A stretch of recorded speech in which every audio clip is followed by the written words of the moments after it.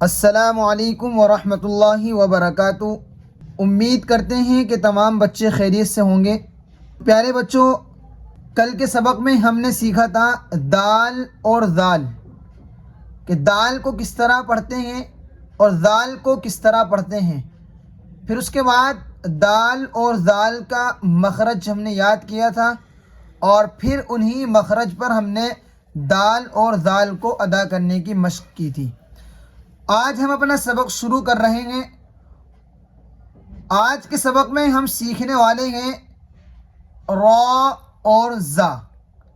صرف یہی دو حرف آج ہم کو سیکھنے ہیں، اور ان دونوں حرفوں کے مخرج یاد کر کے ان کے مخارج کے اعتبار سے ہم کو ان دونوں حروف کی ادائیگی کرنی ہے۔ تو پہلے ہم را کو ادا کر کے دیکھتے ہیں کہ را کس طرح ادا ہوتا ہے۔ را،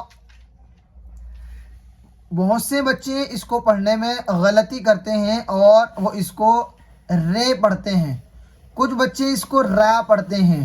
تو یہ نہ تو رے پڑھا جائے گا اور نہ را پڑھا جائے گا، بلکہ یہ پڑھا جائے گا را را۔ اسی طرح اس سے آگے والا حرف ہے زا۔ زا کو ادا کرتے وقت بھی اکثر بچے یہ غلطی کرتے ہیں کہ اس کو جا بولتے ہیں، جا۔ یہ جا نہیں ہے، بلکہ اس کو زا پڑھنا ہے، زا۔ اور یہ زے بھی نہیں پڑھا جائے گا، بلکہ یہ پڑھا جائے گا زا۔ تو را کو کس طرح پڑھیں گے؟ را۔ اور زا کو کس طرح پڑھیں گے؟ زا۔ اب اس کے بعد ہم ان دونوں حروف کے مخرج دیکھتے ہیں کہ را کا مخرج کیا ہے اور زا کا مخرج کیا ہے۔ را کا مخرج یاد کرنے سے پہلے ہم کو یہ دیکھنا ہے کہ را کا جو مخرج ہے وہ تھوڑا سا مشکل ہے، اس لیے ہم کو را کے مخرج پر زیادہ توجہ دینی ہے، غور سے سننا ہے اور اس کو سمجھ کر یاد کرنا ہے۔ تو را کا مخرج ہے زبان کا کنارہ اور کچھ زبان کی پشت اور اوپر کے دانتوں کے مسوڑے۔ یعنی کہ جب ہم را کو اس کے مخرج سے ادا کریں گے تو جو زبان کا کنارہ ہے یعنی سائیڈ والا حصہ ہوتا ہے، اور اسی طرح زبان کی ہلکی سی پشت وہ اوپر کے جو دانت ہیں ان کے مسوڑوں پر ٹکرائے گی، اور پھر یہ را اپنے مخرج سے ادا ہوگا۔ را را۔ جب ہم اس کو را کو اس طرح ادا کریں گے تو آپ دیکھیں گے کہ زبان کے دونوں کنارے جو ہیں وہ اور زبان کی کچھ پشت جو ہے وہ اوپر کے دانتوں کے مسوڑوں پر ٹکرائے گی۔ اب آگے چلتے ہیں اور زا کا مخرج دیکھتے ہیں کہ زا کا کیا مخرج ہے۔ زا کا مخرج ہے زبان کی نوک اور سامنے کے دانتوں کا کنارہ۔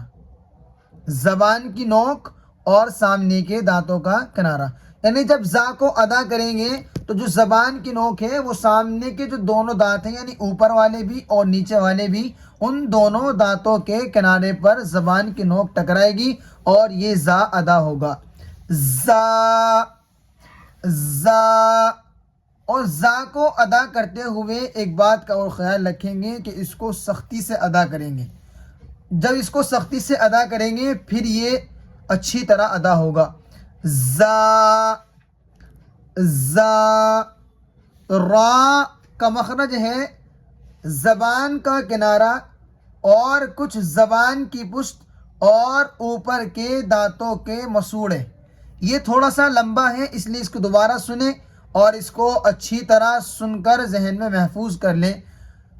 را کا مخرج زبان کا کنارہ اور کچھ زبان کی پشت اور اوپر کے دانتوں کے مسوڑے۔ زا کا مخرج زبان کی نوک اور سامنے کے دانتوں کے کنارے۔ تو آج صرف ہم کو یہی دو حرف سیکھنے ہیں اور انہی دونوں حرف کے مخرج یاد کر کے لانے ہیں کل، اور انہی کو ان کے مخرج کے اعتبار سے ادا کرنا ہے۔ السلام علیکم ورحمۃ اللہ وبرکاتہ.